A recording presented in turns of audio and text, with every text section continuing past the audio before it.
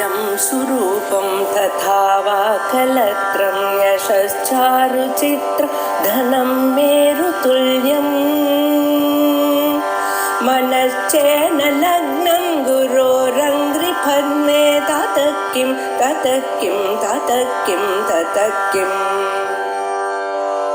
कलत्रं धनं पुत्रपौत्रादि सर्वं गृहं बान्धवा सर्वमेतद्विजातम्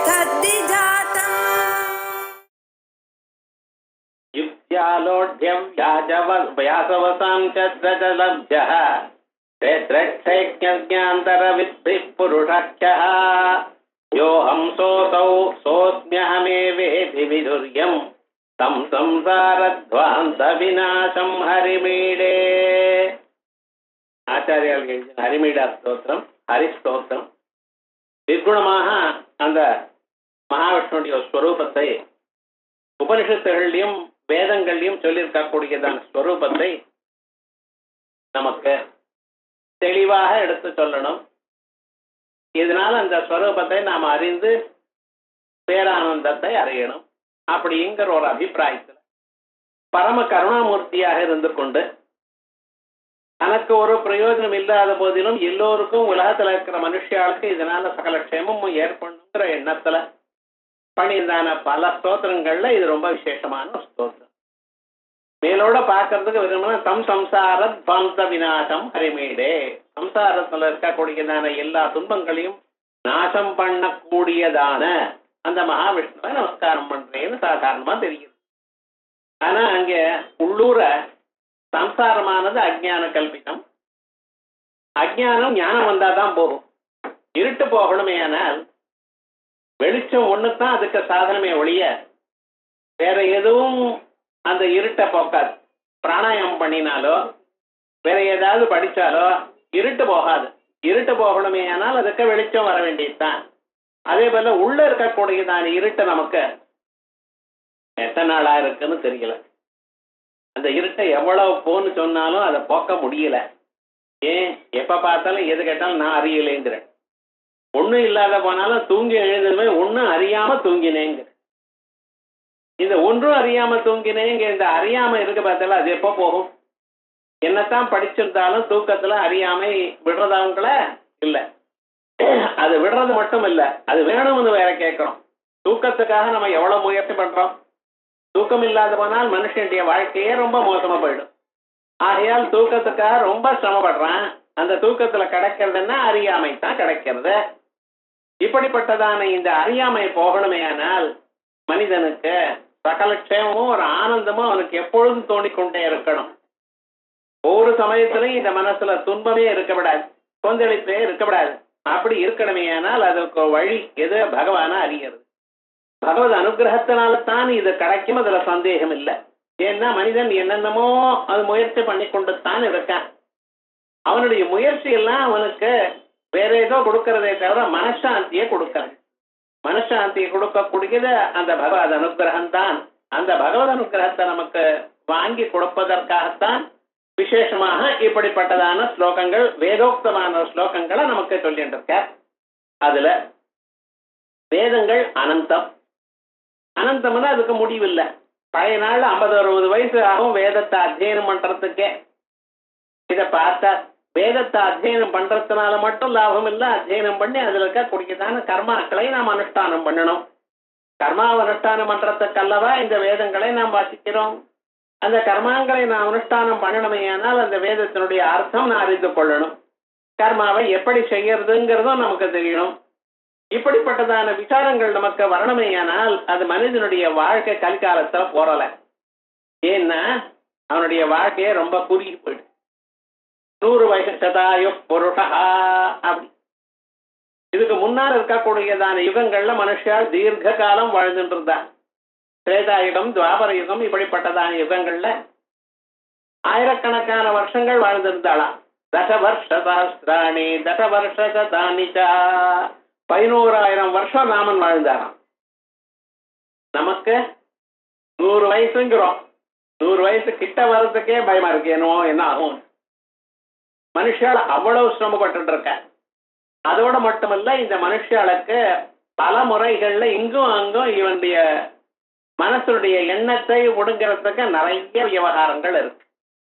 ஒரு இடத்துலயே இருக்க முடியல இவனால.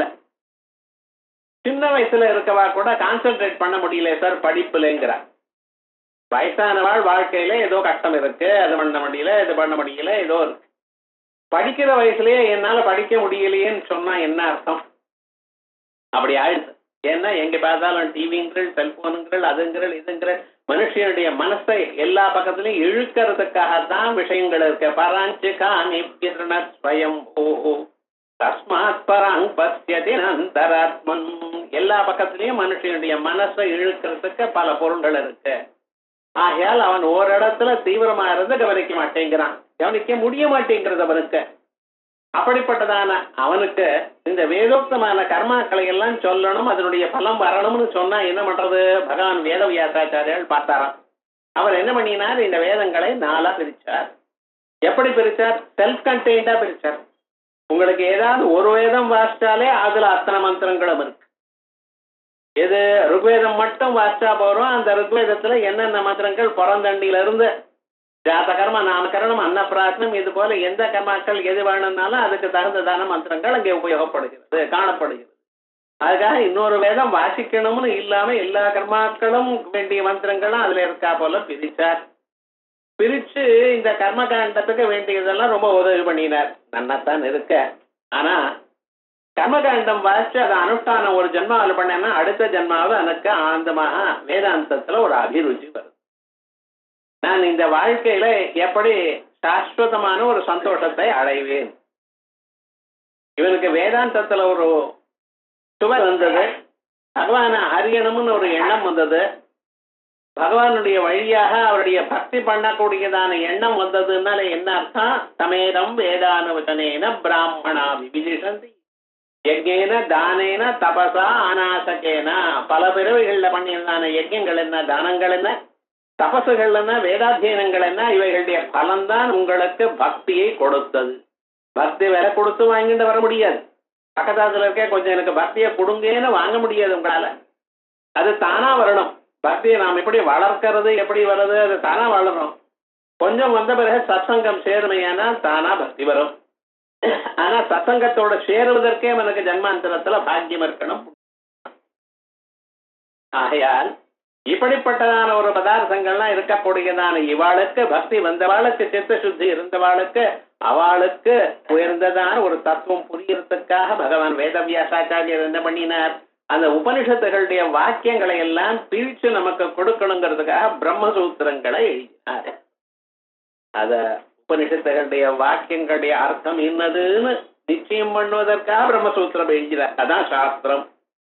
சரி, அந்த பிரம்மசூத்திரத்தை அடையிறதுக்கு அதை புரிந்து கொள்வதற்கு ஒரு ஆசான் வேணும். சொன்னாதான் புரியும். சூத்திரங்கள் இருக்கு, அதுக்கு பாஷ்யம் இருக்கு, அதை சொன்னாதான் புரியும். அதை எப்படி அதுலயே உழைச்சு இருக்கிறவ அதை சொன்னா புரியும். புரியாததுன்னு இல்லை, நமக்கு புரியறதுக்காகத்தான் எழுதியிருக்கார். ஆனா அதை புரிந்து கொள்வதற்கு மனசுல ஒரு பரிபாகம் வேணும், ஒரு ட்ரைனிங் வேணும். ஆகையால் அந்த தத்துவத்தை நன்றாக நமக்கு சுலபமாக அறிவதற்காக பகவான் என்ன பண்ணியிருக்கார்? வியாசாச்சாரியர் பகவத்கீதாங்கிற ஒரு கிரந்தத்தை எழுதியிருக்கார். பகவத்கீதா கிஞ்சித் அதீதா, கொஞ்சம் வாசித்தாலே போரும், ஒரு ஸ்லோகம் வாசித்தாலே போரும். அப்படி அந்த பகவத்கீதையில வேதாந்த தத்துவங்களை, பகவானுடைய ஒரு ஸ்வரூபத்தை நன்றாக நமக்கு தெளிவாக எடுத்து கொடுத்திருக்கார். இவைகள்லாம் ஆலோசனம் பண்ணணும். யுக்தியாலோட்ய வியாசவசாம்சி அத்ரஹி லப்யா.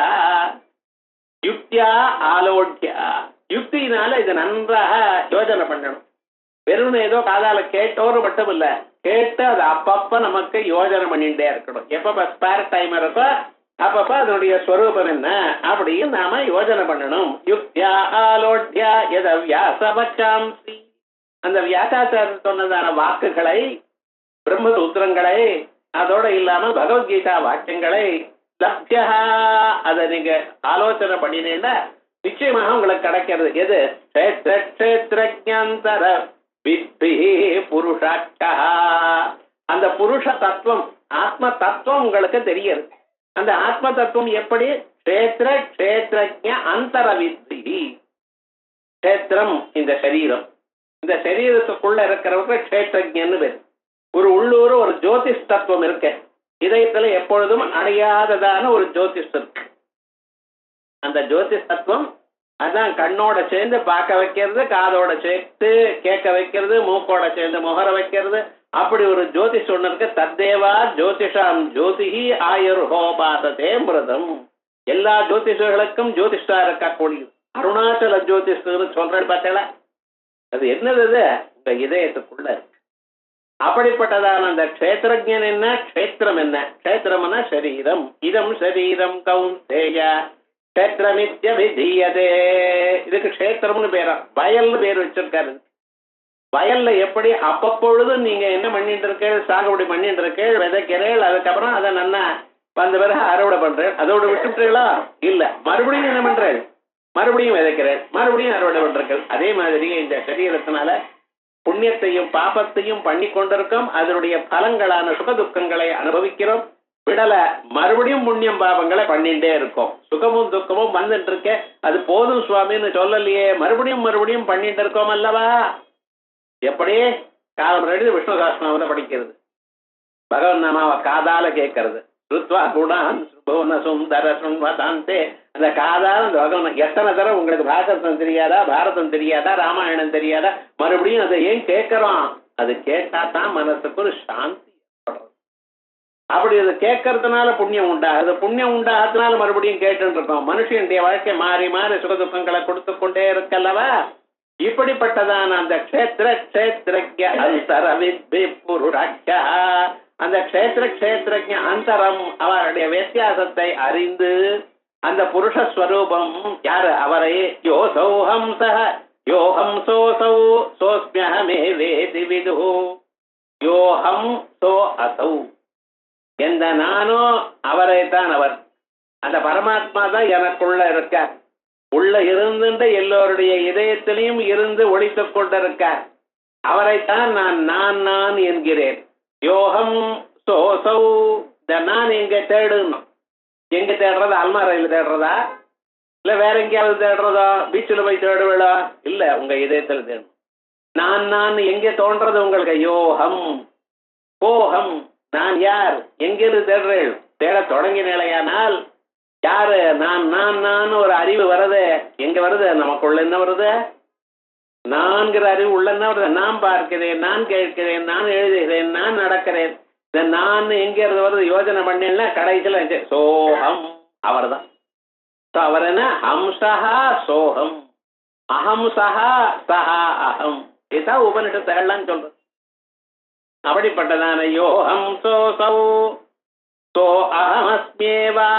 அப்படிப்பட்டதான அந்த பரமாத்மா நான் தான், எனக்குள்ள அவர் இருக்கார். அவர் இருக்க தோட்டத்தான் எல்லா கையிலும் என்னால செய்ய முடிகிறது. இதெல்லாம் பார்க்கணும்.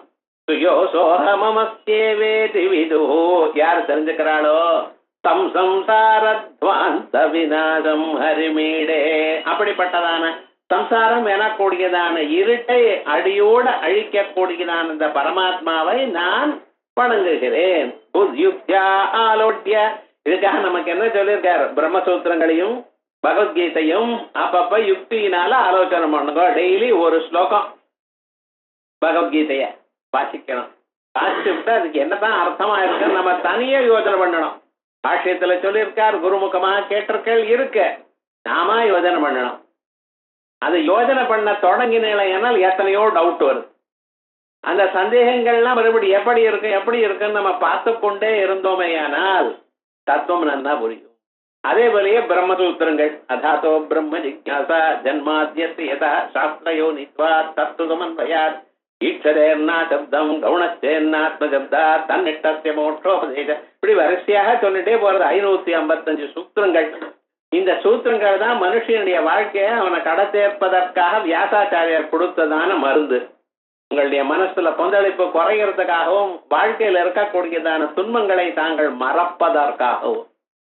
துன்பங்கள் சில சமயத்துல இருக்கும், சில சமயத்துல போகும். ஆனா முழிச்சுண்டு இருக்கிறப்பவே மறக்கணும். தூங்கும் பொழுது தானா தூங்கி விடுறேன். ஆனா அப்படி பிரயோஜனம் முழிச்சுன்றதுமே ஞாபகம் வருது. பார்த்தீங்களா, அப்படி ஆயிடுது, இப்படி ஆயிடுது, இப்படி இருக்கணும்னு எதிர்பார்த்தாரே, இவ்வளவு முயற்சி பண்ணினேனே, ஒன்றும் கிடைக்கலையே. சம்பாரிச்சதெல்லாம் நம்மளை விட்டு போயிடுறது, இல்லாத துன்பங்கள் நம்மகிட்ட வர்றது, இப்படி ஏதோ ஒன்று மனசுல அப்படியே பிராண்டிட்டு இருக்க பார்த்தேல, அவைகள்லாம் போகணும். போறதுக்கு வழி என்ன? மனதே மற அப்படின்னு கேட்டேன்னா அது மறக்க மாட்டேங்குது. என்ன மறக்க சொன்னேன் அப்படின்னு சொல்லி ஞாபகப்படுத்து. மறுபடியும் மறுபடியும் எது மறக்கணுமோ அதான் திருடத்தனமாக வருது. அதை மறக்கணுமே, ஆனால் அந்த மனசுக்கு பகவானுடைய நாமாவை கொடுக்கணும். பகவன் நாமாவை கொடுத்து அவருடைய ஒரு தத்துவம், அவர் சொன்னதான உபதேசம் பகவத்கீதையும் வியாசாச்சாரியால் சொன்னதான சூத்திர பாஷ்யங்களையும் காதால கேட்டுண்டு ரசிச்சுண்டு என்ன கேட்டோம்னு நினைச்சுட்டே இருந்தேன்னா அப்பதான் இது எல்லாம் போகும். இந்த மனசு என்ன நினைக்கிறது அதை யோசனை பண்ணும் பொழுது இதை விட்டுருமா. மற்றது லௌகிக விஷயத்துல எதை யோசனை பண்ணிட்டு இருந்தாலும் உள்ளூர் மனசுல அந்த கவலை இருந்துட்டே இருக்கும். கவலை போறதுக்கு ஒண்ணு இதுதான் வழி. ஆயால் யோகம் சோசோ சோ அகமஸ்மே வேதி விதுரியம் தம் சம்சாரத்வாந்த விநாசம் ஹரிமீடே அப்படின்னு இந்த ஸ்லோகத்துல சொன்னார். அதுக்கு பிறகு ஏகீக்ருத்ய அநேக சரீரஸ்தமிமம் யம் யம் விஜ்ஞாய இஹைவ ச ஏவாசு பவந்தி யஸ்மின் லீனா நேஹ புனர்ஜன்ம லபந்தே தம் சம்சாரத்வாந்த விநாசம் ஹரிமீடே ஏகீக்ருத்ய அநேக சரீரஸ்தம். நான் நினைக்கிறேன் இந்த சரீரத்தை க்ஷேத்திரம்னு நினைக்கிறேன். இந்த சரீரத்துக்குள்ள பரமாத்மா பூந்துட்டு இருக்க. சரி, அவரே சொன்னார். ஆனா உங்க சரீரத்துல அவர் தான் என் சரீரத்துல உள்ள வந்துவிட்டாரு. இந்த ரூமுக்குள்ள இருந்தா இன்னொரு ரூம்ல இருப்பாரா? நீங்க எல்லாம் மயிலாப்பூர்ல இப்ப இருக்கேன்னு சொன்னா உங்க ஆத்துல இருக்கீடோ இல்லையே. பரமாத்மா என் சரீரத்துக்குள்ள பூந்துட்டு இருக்காருன்னு இன்னொரு இடத்துல எப்படி இருப்பார்? இல்லப்பா, எல்லா சரீரத்தையும் இருப்பார். ஓஹோ, ஒருவரே பல சரீரத்தில் இருக்காருன்னா மேஜிக் பண்றாரு அவர். அது ஒண்ணும் சொல்லல. கீழே நான் சொல்லியிருக்கேன், இந்துரிவா சந்திரனானவன் ஆகாசத்துல இருக்கார். பல வாளிகள் இருக்க, வாளிகள் ஜலம் இருக்குமே, ஆனால் அத்தனை ஜலங்களுக்குள்ளயும் அவர் எப்படி பிரதிபிம்பிக்கிறாரோ அப்படி ஒவ்வொருத்தருக்கும் ஒரு மனசு கொடுத்திருக்க. அந்த மனசுக்குள்ள ரிஃப்ளெக்ட் ஆயிருக்கார், மனசுக்குள்ள பிரதிபிம்பமா இருக்கார். எத்தனை பேருடைய சரீரத்திலையும் மனசுக்குள்ள பூந்துட்டு இருக்கார். ஆகையால் என்ன, நம்ம மனதுக்குள்ள இருக்கிறவர் யாரு? அவர். அவரை பார்க்கலையோ? பார்க்கல. எங்க பார்க்கிறோம்? ஒரு முழுக்க வேடிக்கை பார்த்து. வீட்டுக்குள்ள தீபம் இருக்கு, அந்த தீபத்தினால எல்லா பொருளும் விளங்கி கொண்டிருக்கு. ஆனா யாராவது அந்த விளக்க பார்க்கறீங்களோ? அந்த சம்பிரதாயமே கிடையாது. விளக்க பார்க்கறது இல்லை. எந்த ஒளியால் எல்லாம் விளங்குகிறதோ அந்த ஒளியை நம்ம பார்க்கறது இல்லை. ஆனா அந்த ஒளி விழுந்தால்தான் பொருளானது நமக்கு தெரிகிறது. அதே போல நாம் பண்ணக்கூடியதான எல்லா செயலுக்கும் காரணமா இருக்கக்கூடியதான அப்பரம்பொருளை நாம் அறிவதில்லை. என்ன பண்ணனா? உங்க சரீரத்துல இல்ல சுவாமி, எல்லா சரீரத்திலையும் அவர் தான் இருக்கார். ஏகிருத்ய அநேக சரீரஸ்தம், எல்லோருடைய சரீரத்திலையும் எங்கும் உள்ளது அவர்தான். சர்வபூதமாத்மானம் சர்வபூதானி சாத்மனி ஆமாத்மா குடாகேஷ சர்வபூஷ ஆசயஸ்திதா. ஏ அர்ஜுனனே, நான் ஒருவன் தான் எல்லோருடைய இதயத்துக்குள்ளையும் இருந்துருக்கேன். அகமாதிஷ்ட மத்தியஞ்ச, நான் முதலையும் இருக்கேன், நடுவுலையும் இருக்கேன், நுனியிலையும் இருக்கேன். எத்தனை தரம் சொல்லியிருக்கேன் பகவான். ஒரு தரமா பகவத்கீதையில யோஜனை பண்ணி பாருங்க. இதே ஐடியால நிறைய இடத்துல சொல்லிட்டு இருக்கார். மஸ்தானி சர்வபூதானி நகமஸ்தானி பாரதா, எல்லா பிராணிகளும் எல்லா பூதங்களும் என்னிடத்துல தான் இருக்கு. நான் தான் எல்லாத்தையும் தாங்கி கொண்டிருக்கேன்.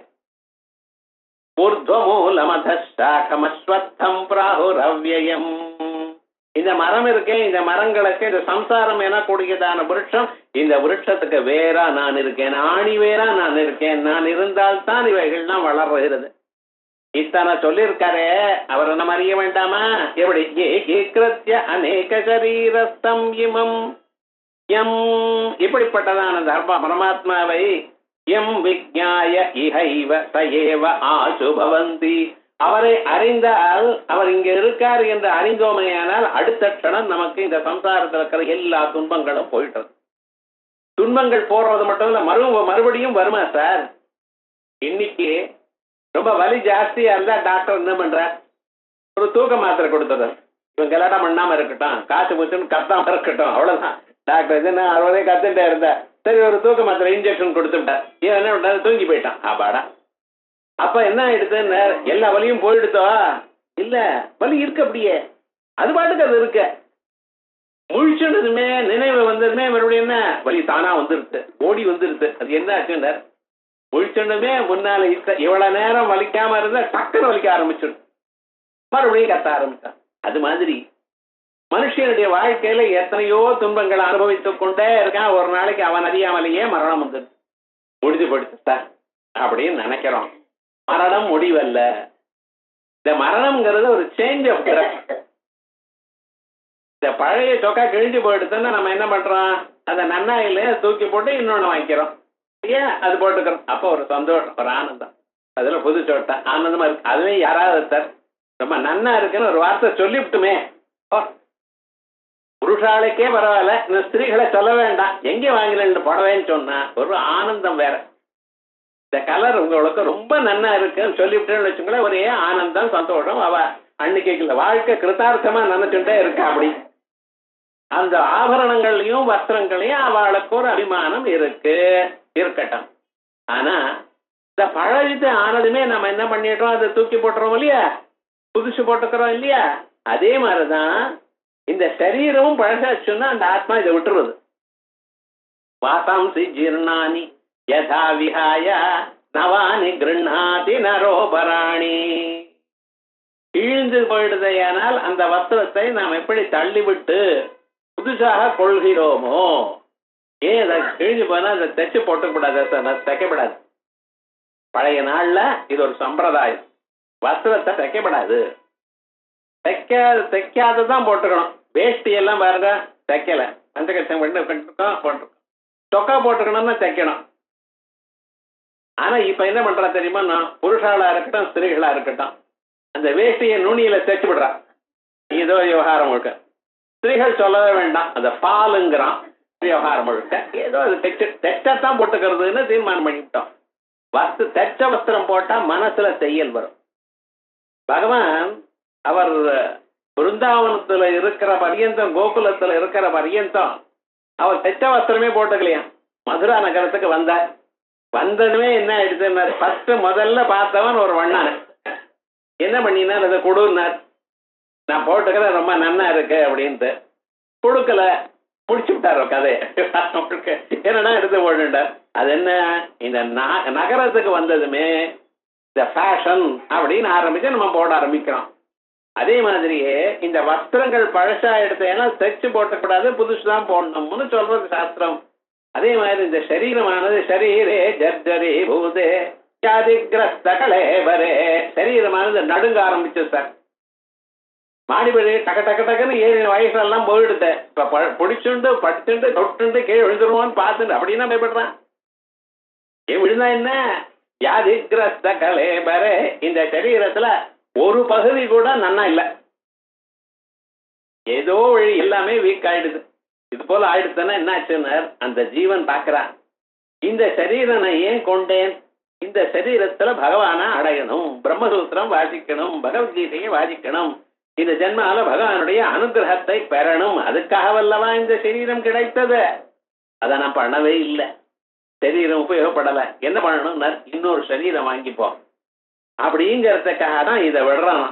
அப்ப விவகாரம் என்ன, சரீரத்தை ஏன் விட்டா, இன்னொரு சரீரம் கொள்வதற்காக. இன்னொரு சரீரம் எதற்காக, அதனால நல்லது பண்ணுறதுக்காக. நல்லது பண்ணும் பொழுது மற்றது போன ஜென்மால பண்ணினதான நல்லதையும் கெட்டதையும் அனுபவிச்சாகணும். மரணம்ங்கிறது நாட்ட நீண்டு, அது முடிவல்ல. மரணம்ங்கிறது ஒரு ஸ்டேஜ். மறுபடியும் ஒரு நாள் ஆச்சுன்னா இன்னொரு நாள் எப்படி வருதோ அதே போல மரணமும் இந்த வாழ்க்கையில ஒரு பகுதி. சரி, இப்ப இந்த அடுத்த ஜென்மா வருது பார்த்தீங்களா, இது எப்படி வருதுன்னு கொஞ்சம் யோசனை பண்ணுவோம். நமக்கெல்லாம் ஜென்மா வருது, அடுத்தது மறுபடியும் மனுஷனா பிறப்பானா, ஆண்கள்லாம் பெண்களா பிறப்பாளா, பெண்கள்லாம் ஆண்களா பிறப்பாளா, எப்படி ஏது, இதெல்லாம் ஒரு பெரிய டவுட். சாஸ்திரம் சொல்றது மனுஷனா பிறப்பானேங்கிறதே சந்தேகம்ங்கிறது. ஆனா பெண்ணுங்கிறது அப்புறம் பார்ப்போம். அவனுடைய பிராரப்த கர்மாவில என்ன பேலன்ஸ் இருக்கோ அதை அனுபவத்துக்கு தக்கதான ஒரு சரீரம். அடுத்த ஜென்மா ஒட்டகமா வரலாம், கழுதையா வரலாம், பூனையா வரலாம், அல்லது வேற ஏதோ கந்தர்வனா வரலாம், தேவனா வரலாம்.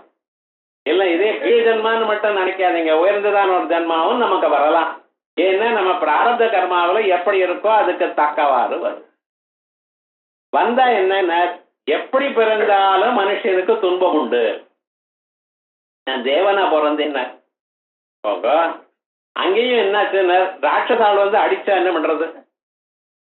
எப்பவும் சௌக்கியம் நம்மளால சொல்ல முடியாது. கொஞ்ச நாள் சௌக்கியமா இருக்கு, மனுஷன் மேலேயும் இருக்கு. நாய் நிறைய பிறந்தாலும் அவளுக்கும் சௌக்கியம் உண்டுன்னு. ஒரு நாய், வெள்ளை நாய் ஆனந்தமாக நாக்க தொங்க போட்டு கார்ல உட்கார்ந்துட்டு போறது சார், அதுக்கு ஒரு அதிர்ஷ்டம். அப்ப நாயா பிறந்தா துன்பம் தான், மனுஷனா பிறந்தா இன்பம் தான் யாராலையும் சொல்ல முடியாது. அதுக்கு எப்படி பறக்கிறதுக்கு என்ன வேண்டுமோ பிறவிக்க வேண்டியதான கர்மா, அனுபவிக்க வேண்டியதான கர்மா இருக்க. ஆனா எந்த கர்மா அனுபவித்த போதிலும் எந்த ஜென்மா எடுத்தாலும் அதுல துன்பம் இருந்துட்டே இருக்கு. இந்த ஒரு வைராக்கியம் நமக்கு வரணும். எப்படி இருந்தாலும் அந்த துன்பம் இருந்துட்டே இருக்க. அடியோட துன்பங்களை அழிப்பது இவனால முடியல. அது யாரால முடியும்? துன்பத்தையும் இன்பத்தையும் கொடுக்கக்கூடியதான பரம்பொருளால தான் முடியும். அந்த தீர்மானம் நமக்கு வரணும். அந்த பரம்பொருளை நாம சரணாகதி அடைஞ்சோமையானால் ஸ்ரீத ஸ்ரீஷ ஸ்ரீனிவாசா சொல்லுங்க அவருடைய நாமாவ தினந்தோறும் சொன்னிலையானால் அப்ப என்ன ஆகும்? நமக்குள்ள இருக்கக்கூடியதான பாப கர்மாக்களை எல்லாம் முதல்ல அகற்றுறார். பாப கர்மாக்கள்லாம் போனதுமே என்ன இருக்க பேலன்ஸ்னர்? புண்ணிய கர்மாக்கள் இருக்கு. இந்த புண்ணிய கர்மாக்கள் உங்களுக்கு என்ன பண்றதுன்னு, அது வேற ஏதோ சுகத்தை கொடுக்கறது மட்டும் இல்ல, புண்ணியம் பண்ணி இருக்கக்கூடியதான மனிதர்கள்ட்ட உங்கள்கிட்ட போய் சேர்க்கிறது. அது என்ன பண்றது? புண்ணியம் பண்ணினவா, பகவத் பக்தாள், வேதாந்தம் வாச்சவா, இவாழ்கிட்ட கிட்ட போய் நம்ம சேர்றது. நமக்கு எப்படி வர்றது என்ன எது தெரியாது. எப்படி இதை ஆரம்பிச்சோம், வேதாந்தம் எப்படி இதுல இன்ட்ரெஸ்ட் வந்தது யாருக்கும் தெரியாது. சின்ன வயசுல நம்ம பிறக்கிறப்ப வேதாந்தம் வாசிக்கிறவன் அப்படின்னு ஜாதகத்துல எழுதியிருக்கோம் இல்லையே? அப்படி இல்லை. ஆனா வாழ்க்கையில நம்ம இதை படிக்கணும், இப்படி ஆகணும்னு நினைக்கலையே. யாராவது இதை நினைக்கிறானே? பிறக்கிறப்ப நான் இன்ஜினியர் ஆகணும், டாக்டர் ஆகணும், லாயர் ஆகணும் அப்படின்னு நினைக்கிறானே தவிர நான் பகவத்கீதை வாசிக்கணும் யாராவது நினைக்கிறானோ? அன்றைய நாள்லயே நினைக்கல. இப்ப விடுங்க. இப்ப இருக்கிற ஆவாவாந்து காசு சம்பாதிக்கணும், அதனால நிறைய பேர் வரணும், உயர்ந்த மனிதனா இருக்கணும், வாழ்க்கையில சுகங்களை அனுபவிக்கணும், சுகசாதனங்களை அனுபவிக்கணும் எனக்கூடியதான எண்ணம் தான் நிசர்க்கமாக பை நேச்சர் மனுஷாளுக்கு இருக்கிறது. உத்தியோகத்துல இருந்தா என்ன சார் உங்களுக்கு காசு வர போறது, வரதெல்லாம் டாக்ஸ் கட்ட வேண்டியதா இருக்கு, ஒவ்வொரு தரம் பட்ஜெட்டை பார்த்தா ஒண்ணு சைபரா இருக்கு, ஒரு பிசினஸ் பண்ணுங்கிறோம். பிசினஸ் பண்றவாளுக்குன்னா தெரியும் அதனுடைய கட்டங்கள். சரி, இப்படி அப்படியும் மாறிண்டே இருக்கு, ஏதோ துன்பம் இருக்கு. இந்த துன்பங்கள் போகணுமே ஆனால் மனுஷனுடைய மனசுல இருக்கிற பாபங்கள் போகணும். பாபத்தை நீக்கினார், நீக்கினதுமே புண்ணியம் மட்டும் இருக்கு. எப்ப புண்ணியம் வந்ததுமே அவன் யோஜனை பண்றானா, ஆஹாஹா நம்ம பகவானை பார்க்கறதுக்கு வழி என்ன, பகவான் கண்ணுக்கு தெரிய மாட்டேங்கிறாரே, புஸ்தகங்கள் வாசிச்சா புரிய மாட்டேங்கிறதே, யாராவது சொல்வாளோ அப்படின்னு ஒரு சந்தர்ப்பம் கிடைக்கிறது. வேற எங்கேயும் இல்லை, உங்க பக்கத்திலேயே இருக்கார் குரு. எது பண்ணணும்? பூர்வேஷாமபி குரு காலேன அனவச்சின்னார். அந்த பகவான் அங்க வந்து சேர்க்கிறார். யாருக்கும் இந்த சாஸ்திரங்களை வாசிக்கிறது அல்லது கேட்கறதுன்னு இவனுடைய சொந்த முயற்சியினால வரல, பகவத் அனுகிரகத்தினால்தான் கிடைக்குது. ஈஸ்வர அனுகிரகா தேவ பும்சாமத்வைத வாசனா மகத் பயகிருத்ராணா த்வித்ராணாம் உபஜாயதே. இந்த சம்சார பயத்தை போக்கக்கூடியது யாரோ 2 பேருக்கு தான் கோட்டி ஜனங்கள்ல கிடைக்கிறது. அது இது அவ பண்ணினான புண்ணியங்கள்லாம் சேர்ந்து இருக்கிறதுனால. எப்ப அது வந்ததோ, அந்த பகவான் நாம நம்ம சொல்ல தொடங்கினோமோ, பகவானுடைய தத்துவத்தை வியாச வச்சனங்களை கேட்டு அத மனசுக்குள்ள பூரா தொடங்கிட்டோ, என்ன ஆச்சுன்னு நேஹ புனர்ஜன்மலபந்தே. எந்த பரமாத்மாவிடத்துல சேர்ந்தாரோ, அவரை நினைத்தாரோ, அவருடைய மனசை பறி கொடுத்தாரோ பகவானுக்கு, நேஹ புனர்ஜன்மலபந்தே, அவளுக்கு மறுபடியும் ஜென்ம கிடையாது, ஜென்ம அடைகிறது இல்லை. இந்த ஜன்மாங்கிறது ரொம்ப கஷ்டம். அம்மா அவனுடைய வயசுல 9 மாசங்கள் மலமூத்திரங்கள்ல இருக்கிறது, தலை கீழே குப்பர் படுத்துட்டு இருக்கிறது, எவ்வளவு சிரமம். அது போய் பார்த்தானா தெரியும். நமக்கு ஏதோ எல்லாம் மறந்து விட்டோம். பகவான் கொடுத்துருக்கார், எந்த துன்பம் வந்தா அடுத்த நாள் மறந்து போயிடும். இப்படி இந்த மறதி ஒண்ணு இருக்கிறதுனால தான் போறதே தவிர அந்த துன்பங்களை அவ்வளவுதான் அனுபவிச்சிருக்கோம். அப்படி பிறந்த அண்ணில இருந்து நமக்கு உட்கார தெரியல, எழுந்துக்க தெரியல, நடக்க தெரியல, ஒவ்வொன்றும் எவ்வளவு கஷ்டப்பட்டு கத்துட்டு இருக்கோம். அந்த குழந்தை கொஞ்சம் யோசனை பண்ணி பார்த்தேடா, நல்லா படுத்துட்டு இருக்கிறது, திரும்பி படுத்துக்கிறது அவ்வளவு கஷ்டப்படுறது, உட்கார்றதுக்கு அவ்வளவு கஷ்டப்படுறது, எத்தனை தரம் ட்ரை பண்றது, எழுந்து நின்றுக்கிறது, கீழே விழுறது, மறுபடியும் நிக்கிறது, மறுபடியும் விழறது, விட்டதா அந்த ஜன்மாவை பிடிச்சாகணும்னு தெரிஞ்சுக்கிறதோ இல்லையா, அதே மாதிரிதான் எழுது.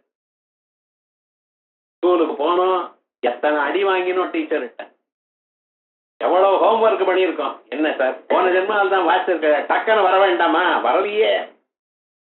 என்ன இருந்தாலும் ஆகையால் இந்த ஜன்மாங்கிறது சுலபம் இல்ல, அவ்வளவு துன்பமானது. அந்த ஜன்மா உங்களுக்கு போகணுமேயானால், வராம பகவானிடத்திலேயே நீங்க சேரணுமேயானால் அந்த பகவத் கைங்கரியம் பண்ணணும், பகவானுடைய தத்துவத்தை அறியணும். அதுக்காகத்தான் வியாசாச்சாரியர் எழுதியிருக்கார், ஏகேக்ருத்ய அநேக சரீரஸ்தம் இமம் யம் எம் விஜ்ஞாய இஹைவ ஏவாசு பவந்தி இஹைவ. இந்த சரீரத்திலேயே இதுக்காக தேவ சரீரத்தை எடுத்துக்கணும் ஒன்றும் வேண்டாம்.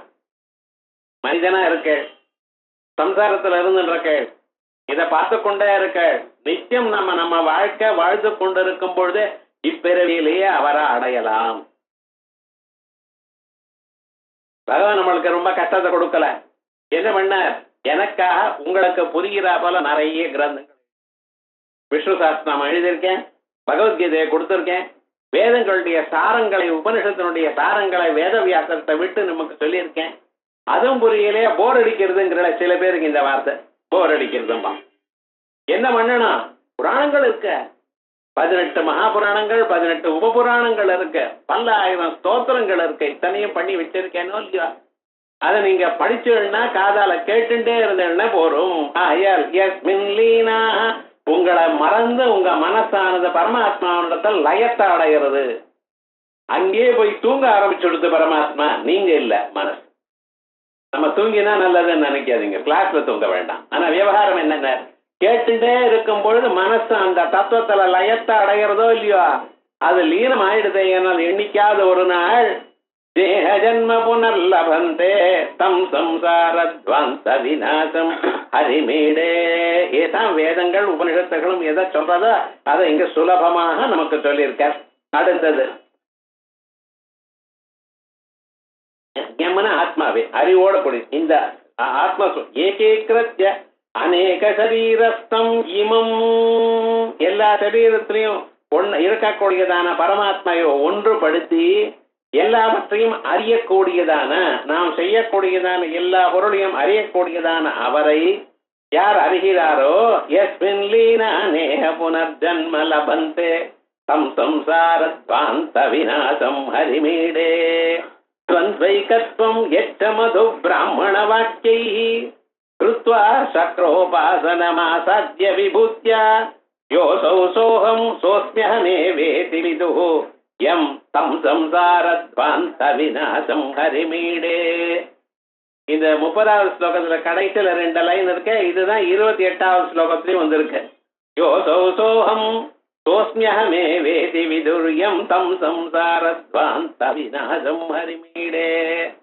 துவந்த்வைகத்வம், 2 பொருளை ஒவ்வொன்னா சேர்த்திருக்க. மது பிராமணம்னு ஒண்ணு, மாயா மதுமதி மகி அப்படின்னு மது வித்யா. இந்த மது வித்யா அப்படின்னு சொன்னா மதுன்னு தேனுன்னு அர்த்தம். இந்த தேனானது எப்படி இருக்குன்னு எல்லோருக்கும் சுவையா இருக்கு, சந்தோஷமா இருக்கு, திதிப்பா இருக்கு. அந்த தேன் எங்க இருந்து வருது, பல புஷ்பங்கள்ல இருந்து எடுக்கிறது. புஷ்பத்தை அப்படியே கசக்கினா உங்களுக்கு தேன் வராது, அது அந்த தேனீயானது அதுக்குள்ள உட்கார்ந்து அந்த புஷ்பத்திலிருந்து அதை பருகணும். அது பருகி அதனுடைய வயர் ரொம்பி, அது ரொம்பின பிறகுதான் அதை கொண்டு போய் தேனடையில வைக்கிறது. பார்க்கணும் எப்படி தான் நன்ற பருகி, அதுக்கப்புறம் இன்னைக்கு போறோம்னு ஒரு திருப்தி வந்த பிறகு இன்னும் கொஞ்சம் எடுத்துன்னு போயிட்டு தேனடையில வைக்கிறது. எதுக்குன்னு இன்னொரு நாளைக்கு வேணும். அப்ப அந்த தேனானது நமக்கு சந்தோஷத்தை கொடுக்கிறது. காசோ பொருளோ யார்கிட்ட இருந்து நமக்கு வருதோ அவளுடைய குணமும் நமக்கு வருது. ரொம்ப பாபம் பண்ணின வாழ்கிட்ட இருந்து காசு வாங்கினீங்கன்னா அந்த பாபமும் உங்களுக்கு வந்துடும். ஆகாரமும் சரி, நம்ம இன்னொருத்தர் போட்டாரையானால் அவளுடைய குணங்களும் நமக்கு வந்துடும். ஆகையால் ஆகாரம் சுத்தமா இருக்கணும். நாம் உட்கொள்ளும் பொழுது தட்டுல ஆகாரம் வந்ததுமே நம்ம என்ன பண்ணணும், பகவானுக்கு படைச்சுவிட்டு மனசார அவருக்கு கொடுத்துவிட்டு அப்புறம் சாப்பிடணும். அதுக்காக தான் நம்ம முன்னோர்கள்லாம் பரிசேதனம் பண்றதுன்னு வச்சுட்டு இருக்கா. ஜலத்தை எடுத்து ஓம் பூர்புவஸ்ஸுவஹ அப்படியே அந்த ஜலத்துல அன்னத்துல தெளிச்சு, அந்த தெளிச்சதுமே என்ன ஆயிடுத்து, அது சுத்தமாயிடுத்து. ஏன்னா 3 வியாகிருதியும் பகவானுடைய நாமாவும் இல்லையோ, ஓம் தத்சதிதி பிரம்ம நிர்தேசோ பிரம்மணஸ்திரிவிஜ ஸ்மிருதா. ஓம் என்றும் தத் என்றும் சத் என்றும் 3 பேர் பகவானுக்கு. அந்த ஓங்காரத்தினாலையும் அவருடைய 3 வியாகிருதியினாலையும் ஜலத்தை முதல்ல தெளிச்சு அது ஆகாரத்துக்கு மேல சரி தெளிச்ச பிறகு என்ன பண்ண, அதற்கு பிறகு காயத்ரி மந்திரம் சொல்லி அதை சுத்திரு. எதுக்கு? ஜலத்தை. என்ன ஆயிடுது? இது முழுக்க அமிர்தமாகணும். காயத்ரி அமிர்தம் இல்லையோ, அதனால அமிர்தமஸ்து அமிர்தோ பத்தரணமசி மந்திரத்தை சொல்றேன். இது அமுதமாகட்டும், இது என் சரீரத்துக்குள்ள பலத்தை கொடுக்கட்டும். நீங்க பிரார்த்தனை பண்றாள் இந்த பகவான காயத்ரி ரூபமாக பிரவேசனம் பண்ணியிருந்தான். அந்த அன்னம் இருக்கே, அந்த அன்னத்தை என்ன பண்றாள்? அமிர்தமஸ்து, இது அமுதமாகட்டும். அமிர்தோபஸ்தரணமசி, இதை முழுக்க அமிர்தத்தினால நினைக்கிறேன். நான் அமிர்தத்தை உண்டு பண்ணுகிறேன். அதுக்கு அமுதுன்னு தான் சொல்லணும். சாத்தமது, நெகிழமது, கரியமதுன்னு சொல்லி வழக்கத்தை வச்சுட்டு இருந்தா பழைய நாள்ல. ஒவ்வொன்றும் அமிர்தமாக தான், அமிர்த பாவனையில தான் நம்ம அதை ரசிக்கணும். அது ஏதோ அன்னத்தை நான் சாப்பிட்றேன்னு நின்றுட்டு சாப்பிட்றேன் பாருங்க. இந்த ஆந்திர பிரதேசெல்லாம் கல்யாணத்துக்கு போனேன்னா கையில தட்டை கொடுத்துட்றான். தட்டை கொடுத்து இவனே போய் பிச்சை கேட்டு சாப்பிடணும். விவகாரம் என்ன தெரியல, என்ன விவகாரம்னா அது ஒரு பெரிய ஒரு விசேஷமா வேற நினைக்கிறான். நீட்டா இலைய போட்டு இலையில பரிமாறி வக்கனையா கரெக்டா வச்சு அந்த பரிமாறத்துல எங்கெங்க அது எடுத்துக்கிறதுக்கு வசதியா இருக்கோ அந்த பொருள் அங்க போடணும். சில பேருக்கு தயிர் பச்சை கொண்டு வந்து இந்த பக்கத்துல இடது பக்கத்துல போடுவான், பருப்பை கொண்டு வந்து இறங்கியோ மூலையில போடுவான். அது தெரியாது. பரிமாறுறதுக்கே ஒரு டெக்னிக் இருக்கு. அதெல்லாம் வழக்கத்துல தான் வரும், சொல்லி கொடுத்தா வராது. புத்தகத்துல சொல்லி பார்த்து பரிமாறினா வராது. அந்த பெரியவாழ்கிட்ட இருந்து கத்துட்டு தான் வரும். அவ எதற்காக இங்கே போடுறான்னு அது அந்தந்த சமயத்துல அந்த இடத்துல வக்கனே கரெக்டா அதை எடுத்துக்கிறதுக்கு வசதியா இருக்கு. அப்படிதான் இலைய போடுறதுல இருந்து ஆரம்பிச்சு ஆந்திராது பண்ண நேரம் நீட்டமா போட்டுறோம். இலைய இந்த பக்கம் போடுறதா அந்த பக்கம் போடுறதா விவகாரம் வம்பே இல்லை. பார்த்தீங்களா? எல்லாம் போட்ட பிறகு ஸ்வாஹா அப்படின்னு சொல்லி பிராணாய ஸ்வாஹா, அபானாய ஸ்வாஹா, வியானாய ஸ்வாஹா அப்படின்னு அந்த பருதி கொஞ்சம் கொஞ்சமாக அந்த அன்னத்தை நீங்க உட்கொள்றேன். என்ன நினைக்கிறேன்? ஐயா இது ஆத்மாவுக்கு இல்லை, இது பிராணனுக்கு. இந்த அன்னமானது பிராணனுக்கு சரீரத்துக்கு தவிர பகவானுக்கு இந்த படைச்சாச்சு. இந்த அன்னத்தினால பகவான் அவர்னா கொடுத்தது நமக்கு அண்ணா. இந்த பகவானுக்கு சமர்ப்பணம் பண்ணியாச்சு, அவருக்கு சரணாகதி பண்ணியாச்சு. இந்த அன்னம் என்ன காப்பாத்த அப்படின்னு நினைச்சுட்டு நம்ம அன்னத்தை சாப்பிடுறோம். அதனால்தான் அன்னம் போடுறதுக்கு முன்னாலேயே சாப்பிடக்கூடாது. சில பேர் என்ன பண்ணுவான்னு முதல்ல சிப்ஸ் வந்ததுமே 2 வாயில போட்டுப்பான், வடை வந்ததுமே படைச்ச வாயில போட்டுப்பான். இப்படி பண்ணினேலையானால் பிறகு அதை அமிர்தோபஸ்தானத்தையும் பண்ண முடியாதோ இல்லையா? அப்ப அன்னமானது எப்படி இருக்க, முதல்ல பகவானுக்கு நிவேதனம் பண்ணி அதை சுத்தமாக்கி யார் இட்டாலோ அல்லது யார் இதை சமைச்சாலோ இது எங்கிருந்து வந்ததோ திருட்டுத்தனமாகவும் இருந்திருக்கலாம். இப்படி சில பதார்த்தங்கள் வந்திருக்கலாம் நமக்கு தெரியாம. அதெல்லாம் இவனோட அஃபெக்ட் பண்ணப்படாது அப்படிங்கிற அபிப்பிராயத்துக்காகத்தானே அந்த அன்னத்தை அவ்வளவு சுத்தமாக்கி சாப்பிடுறான். சாப்பிட்ட பிறகு கடைசியில எல்லாத்தையும் முடிச்சுட்டு உத்தராபோஷனம் பண்றது. முதல்ல ஜலத்தை பட்டால அதுக்கு முன்னால நெய்யை விட்டு அந்த நெய் நினைச்ச பாகத்துல பிராணாயஸ்வா அபானாயஸ்வான்னு சொல்ற. என்ன இவன் காட்டுக்கத்துல கத்தி வந்திருக்கான், உள்ளெல்லாம் தொண்டை காஞ்சி போயிடுது. இத உள்ள போட்டுன்றதுமே புற ஏறிட போறத சாஸ்திரம் பார்த்தேடா. அதை நெய்யை விட்டு ஒரு முட்டை 2 முட்டை நெய்யை விட்டு அந்த நெய் நினைஞ்சதான அந்த அன்னம் இருக்க அதை கொஞ்சம் போங்க. அப்ப அந்த லூப்ரிகேஷன் கரெக்டா இருக்கு. இனிமேல எதை சாப்பிட்டாலும், மோர் மிளகா சாப்பிட்டாலோ வடான் சாப்பிட்டாலோ அது கரெக்டா நடுவில் சிக்கிக்காம கரெக்டா உள்ள போகும். ஏன் லூப்ரிகேட் பண்ணி வச்சிருக்கேனோ இல்லையா? நம்ம நாட்டுல அன்னம் சாப்பிடுற மாதிரி அதனுடைய சிஸ்டம் மாதிரி வேற எங்கேயுமே கிடையாது. கொஞ்சம் யோசனை பண்ணணும். உங்களுக்கு நாக்குக்கு சுவையா இருக்கக்கூடியதான பருப்பையும் சாம்பாரும் சாப்பிட்டாச்சு. அதற்கு பிறகு ரசத்தை சாப்பிட்டிருக்கேன். ரசம் என்ன பண்ணிட்ட, இதையெல்லாம் சரியாக உள்ள மனசுல நீங்க சாப்பிட்டதான பல சுவைகள்லாம் ஒரு இடத்துல நிற்கும்படி பண்ணியிருக்கேன். பிறகு ஸ்வீட் சாப்பிட்டிருக்கேன். ரசம் ஆன பிறகுதான் ஸ்வீட் பண்ணும். அந்த ஸ்வீட்டு சாப்பிட்டதுனால பல்லுக்கு அந்த ஸ்வீட் மாட்டின்னு இருக்கு. அது அப்படியே நீங்க நன்னா அலம்பாத போனா பல்லு கெட்டு போயிடுமாலாம். அதுக்காக தான் அதுக்கப்புறம் புளிப்பாக மோரை சாப்பிடணும். எவ்வளவு ஐடியா பாருங்க. கொஞ்சம் கொஞ்சம் இந்த அன்னத்தை பத்தியே ஒரு 4 மணி நேரம் பேசலாம் நம்ம ஊர்ல. சார் ஏது பகவான் எவ்வளவு தீர்மானமா ஒண்ணும் பண்ணியிருக்காரு. ஆயுர்வேதத்துல இத்தனையும் சொல்லியிருக்க. எதற்காக மோரை கடைசியில் சாப்பிடணும்? மோரை நம்ம முதலே சாப்பிட்டா என்ன? மோனு சாதம் சாப்பிடலாமோ இல்லையா? அதை முதல்ல சாப்பிட்டா அப்புறம் பருப்பு சாதம் சாப்பிடுவேன்னு இல்ல. எதுக்கு? நீங்க ஸ்வீட்டை சாப்பிட்றீர்கள், அது பல்லுலயே இருந்துட்டு இருக்கோம், பல்லுக்கு மேல இருக்கக்கூடியதான இதயமில்ல அழிச்சுவிடும், அதுக்கப்புறம் கடைசியில மோரும் சாதம் சாப்பிடுங்க அப்படின்னு. சில பேர் மோரும் சாதம் சாப்பிட்ட பேர் ஸ்வீட் சாப்பிடுறான், தப்பது. அடுத்த ஜென்மால ராஜாவை பிறக்கணும் யாரோ அப்படி சொன்னா அதுக்கெல்லாம் பேசிட்டு இருக்காளே தவிர இந்த கதையெல்லாம் கிடையாது. நமக்கு எது நகமோ அது தெரிஞ்சுக்கணும். உங்களுக்கு இஷ்டமா நீங்க என்ன சாப்பிடுற நான் சொல்லல, அது உங்க இஷ்டம். ஆனா விவகாரம் என்ன, சாப்பிடுறது எப்படி இருக்கு, எப்படி சாப்பிடணும், சாஸ்திரம் என்ன சொல்றதுன்னு நம்ம புரிஞ்சுப்போம். எல்லாம் ஆன பிறகு அன்னத்தை எல்லாம் சாப்பிட்ட முடிஞ்ச பிறகு சில பேர் டக்குன்னு எழுந்துன்னு போயிட்டே இருப்பான், நான் தான் சாப்பிட்டாட்டேன்னு. போகக்கூடாது. ஏன்னா இவன் வரிசையா பந்தியில உட்கார்ந்து நடுவுல எழுந்து போனேன்னா இவன் கையில இருக்கக்கூடியதான எச்சிலானது பக்கத்து இலையில விழுமா. அதை அவாய்ட் பண்றதுக்காக தான் எல்லாரும் ஒரு தரமா எழுந்துக்கணும். நடுவுல பாதி பாதியில எழுதக்கூடாது. இதெல்லாம் டிசிப்ளின் பழைய நாள்ல நம்ம ஊர்ல சொல்லி கொடுத்துருக்கா. அதுக்கப்புறம் என்ன, கடைசியில எல்லாம் ஆன பிறகு ரௌரவே அப்புண்ணிய நிலையே பத்மாத்புத நிவாசினாம் அர்த்தினா முதகம் தத்தம் அக்ஷயம் உபதிஷ்டது அப்படின்னு ஒரு ஸ்லோகத்தை சொல்லிவிட்டு எழுதுக்கணும். என்ன, ரௌரவே அப்புண்ணிலை, எத்தனையோ கோடி ஜனங்கள் அவ ஜன்மாந்தரத்துல தெரியாம தப்பு பண்ணி நரக லோகத்துல சிரமப்பட்டு இருக்கா. அப்புண்ணிய நிலையே எத்தனை பத்ம அர்புத நிவாசி, பல கோடி ஜன்மாக்களா வருஷங்களாக இங்க வாழ்ந்துட்டு இருக்கலாம். அவளுக்கெல்லாம் ஒரு வேளை சாப்பாடு கிடைக்காதான்னு துன்பத்தை இருந்துட்டு இருக்காவ. அவளுக்கு அர்த்தினாம் உதகம் தத்தம், அவளுக்கு இந்த எச்ச கையில விட்ட ஜலம் இருக்கு பார்த்தல, இந்த ஜலமாவது அவளுக்கு போய் சேரட்டும். எவ்வளவு ஒரு நல்ல ஐடியா பார்த்தீங்களா?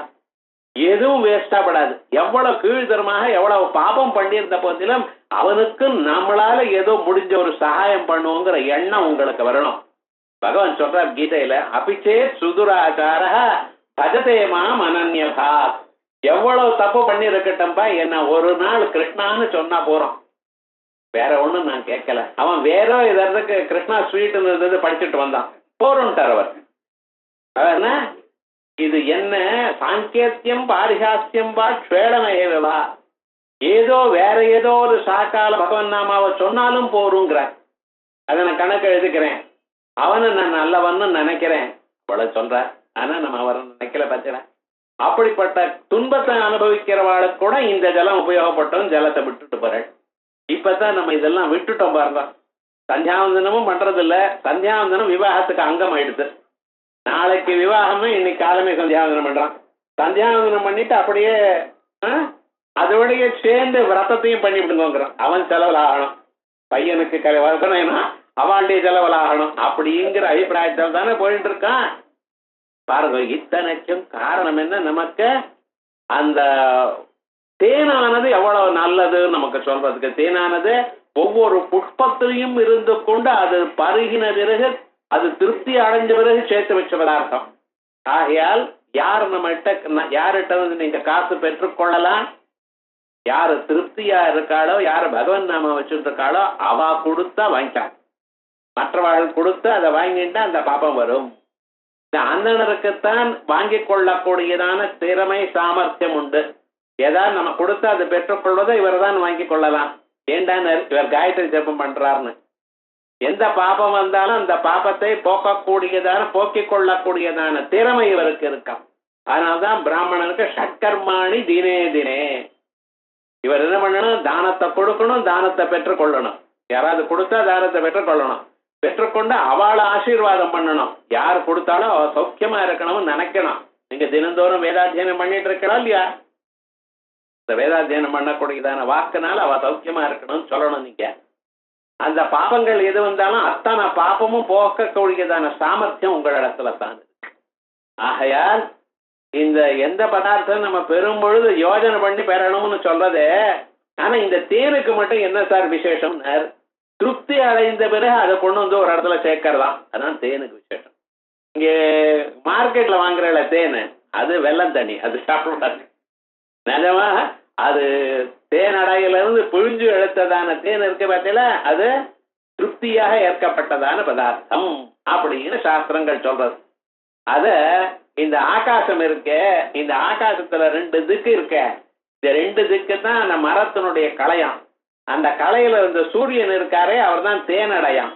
அந்த தேனடையில எல்லா தேனும் எல்லா இந்த தேனி ஈக்களும் கொண்டு போய் தேனை வச்சிருக்கான். தேனி என்ன பண்ணும் தெரியுமோ, அத்தனை புஷ்பங்களையும் சின்ன புஷ்பமா இருக்கட்டும் பெரிய புஷ்பமா இருக்கட்டும் அங்கங்க அதை போய் தான் வயர் நிறைய பெருகி அதுக்கு பிறகு மிச்சம் இருக்கிற தேனை கொண்டு வந்து ஒரு இடத்துல நிக்க வைக்கும். அது சேர்த்து வைக்கும். அதை ஒரு நாளைக்கு நம்ம அமாவாசை அன்னைக்கு என்ன பண்ணோம், அதுக்கு நெருப்பை காட்டி எல்லாரையும் வெளிச்சு விட்டு அதை எடுத்துட்டு இவன் பிழிஞ்சு இவன் எடுத்துக்கிறான் இந்த தேனை. அந்த தேன் இருக்கே அது எத்தனை புஷ்பங்கள்ல இருந்து வந்தது? எல்லா புஷ்பத்துல இருந்து வந்து மாம்பூவா இருக்கலாம், வேப்பம்பூவா இருக்கலாம், எல்லாத்துல இருந்து சேர்த்து வச்சது. அதே மாதிரியே நீங்க பண்ணக்கூடியதான புண்ணிய கர்மாக்கள்லாம் எங்க இருக்கு தெரியுமோ, நான் சூரியன் இடத்துல சேர்த்து வச்சிருக்கான். இதுதான் அந்த மது பிராமணத்துல சொல்றது. மாயா மதுமதி மகின்னு மது வித்யன்னு சொல்றோம் பார்த்தேடா.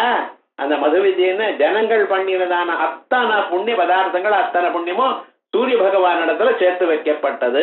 அதனாலதான் அம்பாளுடைய இருப்பிடம் என்ன? பானுமண்டல மத்தியஸ்தா பைரவி பகவானினி. சூரிய மண்டலத்துக்குள்ள அம்பாள் இருக்கார். அதே போலயே ஸ்ரீமன் நாராயணன் எங்க இருக்கார்? தேயஸ்ததா சவித்ரு மண்டல மத்தியவர்த்தி நாராயண சரசிஜாசன சன்னிவிஷ்டா. சூரிய மண்டலத்துக்குள்ள இருக்காராம். ஏன் அந்த சூரிய மண்டலத்துக்கு அவ்வளவு விசேஷம்? தேனடையா இருக்க. தேன்கள் எல்லாம் தேனீக்கள் எப்படி சேர்த்து வச்சிருக்கோ அதே போல தாங்கள் பண்ணினதான புண்ணிய கர்மாக்கள். ஏதோ ஒரு நாளைக்கு வந்து பகவன் நாமாவை கேட்டேன், சூத்திர பாஷ்யத்தை கேட்டேன், பகவத்கீதையை கேட்டேன், கேட்டதுனால ஒரு புண்ணியம்.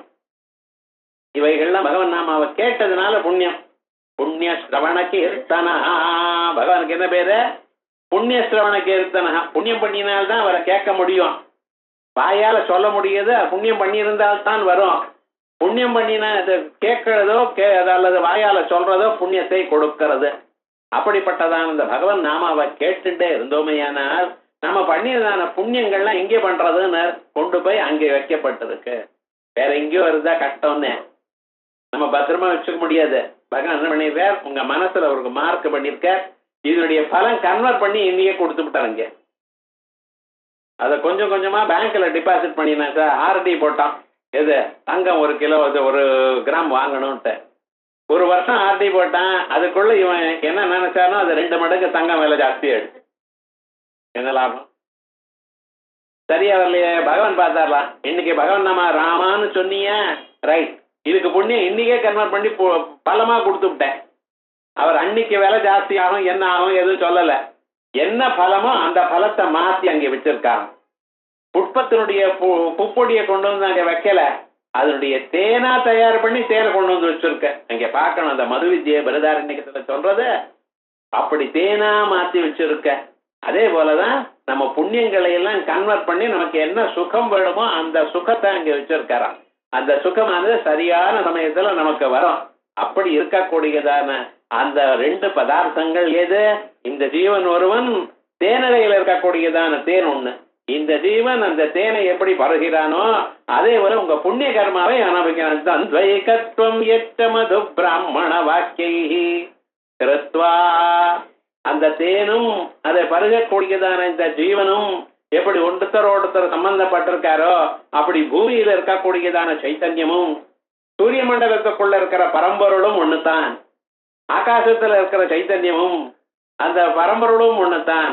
அப்படின்னு ஒவ்வொரு பதார்த்தத்தோட இந்த பரம்பொருளோட ஈக்குவேட் பண்ணிருக்க. அதான் துவந்த்வ ஏகத்துவம். பூமிக்குள்ள இருக்கக்கூடியதான சைத்தன்யமும் பரமாத்மாவும் ஒண்ணுதான். ஜலத்துக்குள்ள இருக்கிற சைத்தன்யமும் பரமாத்மாவும் ஒண்ணுதான். உங்க இதயத்துல இருக்கிறவரும் பரமாத்மாவும் ஒண்ணுதான். ஆகையால் பரமாத்மா எங்க இருக்கார்? எல்லாம் இருக்கார். இப்படின்னு சொல்லியிருக்க அந்த மது வித்யில. துவந்த்வைகத்வம் யச்ச மது பிராமண வாக்கியை கிருத்வா சக்ரோபாசனமாசாத்ய விபூத்யா. இதை பண்ணி என்ன பண்ணியிருக்கார்? எத்வேவம் பிரம்மணோ வித்யாத் தஸ்ய தேவா சன்வசே. ஸ்ருதி சொல்றது எஸ்து ஏவம் பிராமணா வித்யாத். இந்த தத்துவத்தை யார் அறிகிறாரோ தஸ்ய தேவா அசன் வசே. தேவதைகள்லாம் இவருக்கு கை கட்டி நிற்கிறானாம். என்ன அர்த்தம்? உங்களுக்கு ஊர்ல யாரும் விரோதி இல்லை. நமக்கு ஊர்ல எல்லாரும் நீங்க எப்படி இருந்தாலும் உங்களை பார்த்துட்டே இருக்காரு. 1000 கண்ணு உங்களை பார்த்துட்டே இருக்கு. என்னென்ன நீங்க வாழ்க்கையில ஒரு அடி முன்னுக்கு வந்து விட்டானேன்னு வாய்த்தறிச்சோம். பார்த்தீங்களா மனுஷர்கள் அவருக்கு என்ன சார், அவர் பாட்டுக்கு என்ன, குழந்தைகள்லாம் சம்பாதிக்கிறார், சௌக்கியமா இருக்கார், ஆனந்தமா இருக்கார், இப்படின்னு அவர் பார்த்து ஆனந்தமா இருக்கான்னு சந்தோஷப்பட்டா பரவாயில்ல, ஏதோ ஒண்ணு சொல்லிட்டே இருப்பா. யாரை ஏமாத்தினானோ, இப்படி முன்னுக்கு வந்தா, இப்படி எல்லாம் சொல்லிட்டு உங்க காதல விழற மாதிரி நீங்க சந்தோஷமா இருக்கப்படாது பாருங்க. இது மனுஷியாளுடைய சுபாவம். அதே போலயே வாழ்க்கையில ஏதாவது கஷ்டம் வந்ததுன்னு வச்சுக்கலாம், அப்பா ஐயோ பாவம் கஷ்டப்படுறாளே அது சொல்ல மாட்டார். வேணும் சார், அன்னைக்கு எப்படி துள்ளிட்டு இருந்தான் பாத்தீரா, பகவான் சரியாத்தான் வைத்த இவருக்கு சிரமத்தை கொடுத்தார். இப்பவும் இங்க வச்சுட்டு இருப்பான், அப்போ வச்சுட்டு இருப்பான். உலகத்தை பத்தி நம்பாதீங்க. ஆனால் இப்படி இதை தெரிந்து கொண்டவர்களுக்கு சத்திய தேவா அசன் வசே, அவருக்கு தேவதைகள்ல வசமா இருக்கார். இவருக்கு யாரும் எந்த விதமான துன்பமும் இல்லாமல் இவன் வாழ்க்கையில முன்னேறுவதற்கு சகாயம் பண்ணிட்டு இருப்பா. நமக்கு வாழ்க்கையில முன்னேறணுமே ஆனால் நமக்கு முதல்ல சரீரம் ஒத்துழைக்கணும், கையும் காலம் ஒழுங்கா இருக்கணும். எங்க பார்த்தாலும் தலைவலி மூக்க வலி வந்தது என்னத்தை கேட்க முடியும் ஒண்ணு. அதற்கு மனசுல கொஞ்சம் கொந்தளிப்பு குறையணும். எப்ப பார்த்தாலும் மனசுல ஏதாவது ஒண்ணு மனசை ஹிம்சை பண்ணிட்டே இருந்தாலும் எதை கேட்டாலும் உள்ள போகிறது இல்ல. இது ரெண்டும் போகணுமே ஆனால் வழி என்ன? அத்வந்த்வைகத்வம் யச்ச மது பிராமண வாக்கியை கிருத்வா சக்ரோபாசனமா சத்ய விபுத்யா. சக்கராதிகள்லாம் இவனை உபாசனம் பண்றாராம், இந்திராதி தேவதைகள் இவன் உபாசனம் பண்றாராம். ஏன்? இவன் உயர்ந்ததான வழியில இருக்கார். எந்த தேவதைகள்லாம் மகாவிஷ்ணுவை பூஜை பண்ணிட்டு இருக்கார். அந்த மகாவிஷ்ணுடைய அனுகிரகம் வேணும். ஸ்திதி காலத்துலதான் அவர் எல்லாத்தையும் கவனிச்சுட்டு இருக்கார். இந்த பெருமாளா இருக்கிறவர் அவருடைய கவனிப்புனாலதான் நம்ம சௌக்கியமா ஆனந்தமா இந்த ஸ்திதி காலத்துல இருக்க முடியும். ஆகையால் அவளை உபாசிச்சுட்டு இருக்காராம். அப்படிப்பட்டதான் இந்த பரமாத்மா. யோ சௌசோகம், அவர் யாரோ அவரைத்தான் நான். அவர் சூரிய மண்டலத்தில் இருக்கிறவரும் இங்க இருக்கிறவரும் நான் தான். தயம் புருஷே யஸ்தாசாவாதித்யே ச ஏகா. தயஸ்தாயம் புருஷே, இந்த மனுஷனுடைய இதயத்துல இருக்கிற இவரும் யஷ்டாசா வாதித்யே, சூரிய மண்டலத்துல யார் இருக்காரோ ச ஏகா, ரெண்டும் பரமாத்மா தான், இந்த மகாவிஷ்ணு தான். அதனால்தான் சொன்னேன் தேயஸ்ததா சவித்ரு மண்டல மத்தியவர்த்தின்னு அங்கே இருக்காருன்னு சொன்னேன்.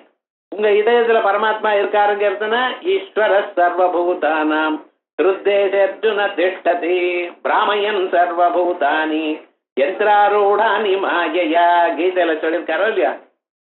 அகம் விபூத்தியா, என்னுடைய விபூதினால சர்வபூத ஆசையஸ்திதா, என்னுடைய இதயத்துல நான் இருக்கேன்னு சொல்லியிருக்காரோ இல்லையா? அப்படி அங்க இருக்கிறவர் அவரும் இங்க இருக்கிறவன் நானும் ஒருத்தர் தான். யோசௌ சோகம் சோஸ்மி அகமேவா, அந்த தத்துவம் தான் இன்று விதுரியம் தம் சம்சாரத்வாந்த விநாசம் ஹரிமீடே. அப்படின்னு அந்த ஆத்ம தத்துவமானது இப்படி வழங்குகிறது அப்படின்னு சொன்னார். அதுக்கு பிறகு யோகம் தேஹே சேஷ்டயிதா அந்தఃகரணஸ்தः சூர்யேசாசௌ தாபயிதா தோஸ்ம்யஹமேவ இதி ஆத்மைக்யோபாசனயாயம் விதுரீசும் தம் சம்சாரத்வாந்த விநாசம் ஹரிமீடே. யோயம் தேஹே சேஷ்டயிதா, இந்த சரீரத்துக்குள்ள இருந்துட்டு சரீரத்துல பலவிதமான சேஷ்டைகளை பண்ணிட்டு இருக்க, சேஷ்டைகளை பண்ணும்படி பண்ணிட்டு இருக்க. நாம் இருக்கோம், நமக்கு எது நல்லது எது கெட்டதுன்னு தெரியல, ஏதோ நல்லதை நினைச்சிட்டு பண்ணிட்டு இருக்கோம் எல்லாத்தையும். ஆனா உங்களை நல்லதுன்னு உங்களுக்கு சொல்லி கொடுக்கணும். யாரு சாஸ்திரம் வாசிச்சிருக்கா? ரொம்ப கஷ்டம். சாஸ்திரம் வாசிச்சதை தெரிஞ்சுக்கிறதுன்னு சில பேரால் தான் முடியும். மற்றவர்கள்லாம் என்ன பண்றாரு? வெறும் பெரியோர்கள் போன்ற வழியில போயிட்டு இருக்க. யஷ்டாஸ்திர விதி முத்ருஜ வர்த்ததே காமகாரதா. சாஸ்திர விதி தெரியல, ஆனா ஸ்ரத்தையா பெரியோர்கள் பண்ணிட்டு இருக்கா, அதை நாம் பண்ணணுங்கிற ஸ்ரத்தையோட பண்ணிட்டு இருக்கான். அவன் காம்கதிம் கிருஷ்ண கச்சதி, அவன் எந்த கதியை அடைகிறான். சாஸ்திரத்தை வாசி எப்படி இருக்கோ அப்படித்தான் நீங்க பண்ணணும்னு சொல்லல. சாஸ்திரத்தை வாசிக்க முடியலையே, ஆனா பெரியோர்கள் போன வழியில போயிட்டு இருக்கேனே, எனக்கு ஏதாவது நன்மை உண்டா? பகவான் சொல்ற கவலைப்படாத, உனக்கு சாத்விகமான ஸ்ரத்தை இருந்தது ஏனால் உனக்கு எல்லா க்ஷேமும் உரும்படி நான் பண்றேங்கிற. சாஸ்திரத்தை வாசிக்கலைனாலும் பெரியோர்கள் போன வழியில ஸ்ரத்தையா நீங்க போயிட்டே இருந்தெல்லாம் உங்களுக்கு நல்லதை நான் காட்டுறேன். எது நல்லது எது கெட்டது அப்படின்னு கையை பிடிச்சுட்டு அழிச்சுன்னு போற. நகி கல்யாண கிருத் கஷ்டித் துர்கதிம் தாத்த கஷ்டத். நல்ல வழியில வந்தவன் ஒரு நாளும் கெட்ட போக மாட்டான். அவனுக்கு எப்பொழுதும் க்ஷேமம் நடந்து கொண்டே இருக்கு. ஆரம்பிச்சு விட்டாலும் அவனுக்கு ஒரு உயர்ந்ததான ஒரு பிராமண குலத்திலேயோ அல்லது ஒரு க்ஷத்ரிய குலத்திலேயோ எல்லா வசதிகளோடும் இருக்கக்கூடியதான இடமாக அவனுக்கு கொடுத்து தத்ரதம் புத்தி சம்யோகம் லபத்தே பௌர்வதைகம் போன ஜன்மாவில எது வரைக்கும் வாசிச்சானோ அதுல இருந்து ஆரம்பிச்சு முதல்ல இருந்து மறுபடியும் ஆயில இருந்து ஆரம்பிக்கல. வேதாந்தம் கேட்க ஆரம்பிச்சோன்னா எந்த ஜன்மாவில வாசிச்சாலோ ஞாபகம் வந்துடும். தத்ரதம் புத்தி சம்யோகம் லபத்தே பௌர்வதைகம் எதத்தேக தத்தோ பூயா மறுபடியும் ட்ரை பண்றானா. சம்சித்தம் லபத்தே அர்ஜுனா இந்த ஜன்மாவிலேயே சித்தி அடைகிறார். திடீர்னு நம்ம நினைக்கலாம் 60 வயசு விட்டோமே, சின்ன வயசுல 5வது வயசுலயே ஆரம்பிச்சிருக்கணுமே, அப்பவே பிலாசபி எடுத்துட்டு இருக்கணுமே. உங்க கையில இல்ல, பகவான் நீங்க பண்ணினதான புண்ணியத்தினுடைய செயலால அவர் கொண்டு வந்து கொடுக்கிறார். ஆனா அதை நம்ம ஆரம்பிச்சோம்னா பல பிறவைகள்ல நாம் அப்பப்ப பண்ணினதான புண்ணியங்கள்லாம் உண்ணா சேர்ந்து இந்த ஜன்மாவில சம்சித்தம் லபத்தே அர்ஜுனா சித்தியை அடைகிறதுன்னு சொன்னார் அல்லவா. அதே மாதிரி யோகம் தேகே சேஷ்டைதா சரீரத்துக்குள்ள இருந்துட்டு எல்லா சேஷ்டைகளையும் நம்மளை பண்ணும்படி பண்றார். திடீர்னு கோயிலுக்கு போகணும்னு ஆரம்பிக்கிறான், ஏதோ இங்க போகணும் அங்கே போகணுங்கிறான், புண்ணிய கஷேத்திரத்துக்கு போறான், நல்ல ஒரு தர்சனம் கிடைக்கிறது, மகான்களுடைய ஒரு சஞ்சோகம் ஏற்படுறது, அந்த பகவானுடைய திருநீரையோ அவருடைய பிரசாதத்தையோ நம்ம எடுத்துட்டோமே ஏன்னா அதனால இவனுக்கு மனசு சுத்தி ஆறுது. தெரியாம அவனுக்கு வேதாந்த கிளாஸுக்கு வரான், பகவான் நம்ம கேட்கிறா. ஒரு நாளைக்கு கேட்க தொடங்கின பிறகு மறுபடியும் கேட்கணும் கேட்கணும் எனக்கூடியதான எண்ணம் உண்டாகிறது. இப்படி எல்லாம் தூண்டுறவர் யாரு? பரமாத்மா. யோகம் தேஹே சேஷ்டயிதா அந்த கரணஸ்தா. எங்க இருக்கார் சார் அவர்? தலையில இருக்காரா இல்ல வேற எங்கேயாவது இருக்காரோ? அந்த கரணஸ்தா உங்க இன்னர் இன்ஸ்ட்ருமெண்ட் மனசு அதுலயே இருக்கார். அவர் உங்களை தூண்டல, இப்படி பண்ணு அப்படி பண்ணுன்னு இன்னொருத்தர் ஹிம்சப்படுத்துறாவல பண்ணல. சில பேர் நச்சரிச்சுட்டே இருப்பா, இந்த பண்ணு பண்ணு பண்ணு பண்ணு. இந்த குழந்தைய உட்காந்து அம்மா படி படி படி படி என்ன பண்றது?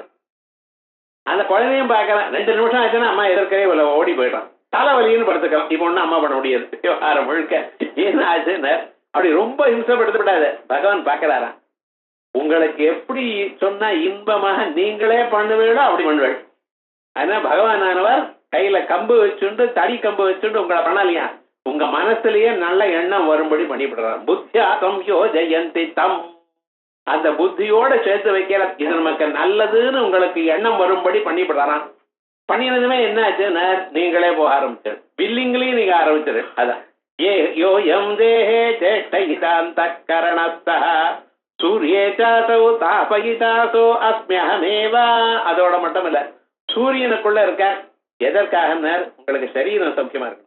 தன்னோ மித்ரஸ்தம் வருணா, சூரியன் இடத்துல இருக்கார், ஜலத்துல இருக்கார். எதுக்குன்னு உங்க சரீரத்துல எல்லா விதமான பாகங்களும் ஒழுங்கா நடக்கட்டும். தினந்தோறும் வேதாந்தத்தை கேட்டுட்டே இருந்தேனால் சரீரத்துக்கு பலம் வரும். சரீரத்துக்கு பலம் வர மட்டும் இல்ல, மனசுக்கு சாந்தி ஏற்படும். இந்த 2க்கு மேல அறியாமலேயே புண்ணியம் வந்து சேரும். புண்ணியத்தினால சகல க்ஷேமங்களும் அடையலாம். அப்படி சூரியேசாசோ தாபயிதாசோஸ்மியஹமேவா இது ஆத்மைக்கியோபாசனையா எம் விதுரீசம்.